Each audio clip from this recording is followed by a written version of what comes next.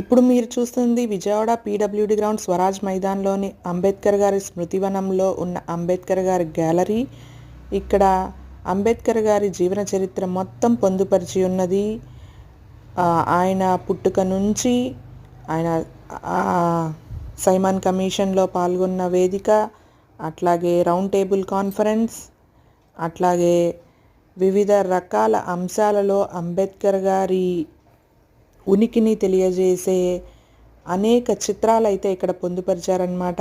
అలాగే 206 అడుగుల world's biggest Ambedkar గారి స్టాచ్యూ అనేది విజయవాడ నడిబొడ్డున నిర్మించారు స్వరాజ్ మైదానంలో.